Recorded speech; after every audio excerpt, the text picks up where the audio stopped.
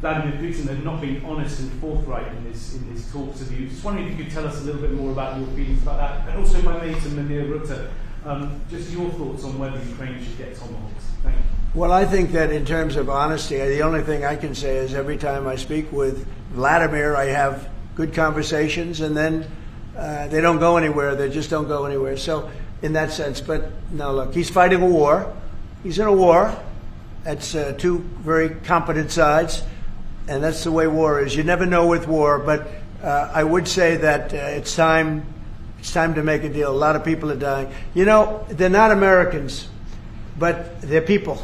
They're souls, and they're dying by the thousands. Worst since World War II, and we really should stop it. Better than anybody's ever done. Some critics think, Mr. President, that the sanctions that you're announcing today will push Putin to the... Well, I don't know that they will. I think that they'll certainly have an impact. They're massive sanctions. It's sanctions on oil.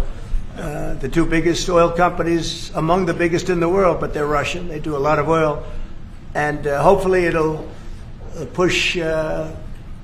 hopefully he'll become reasonable, and hopefully Zelensky will be reasonable too. You know, it takes two to tango, as they say, and we're going to find out. They hate each other. These two people hate each other. You know that better than anybody, and it makes it more difficult than it should be. This should be easier to do, but the level of hatred between Zelensky and Putin is very substantial. Could I add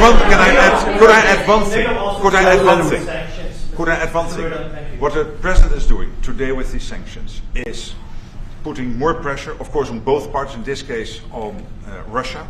It's all about changing the calculus, making sure that Putin understands that the president's vision this weekend of having a ceasefire, stop where they are, as you literally said, that this has to be step one now. And for him to really accept that vision and to come to the table. And then you have to put pressure, and this is exactly what he did today. Along with Europe. I mean, Europe, look, they've actually become friends of mine. I think yes. All of them. Yeah. We have a very close relationship, and they want to see it end too. They really want to see it end. But I can say they're totally committed. If this went on for 10 more years, Europe is behind them. They just can't let that happen.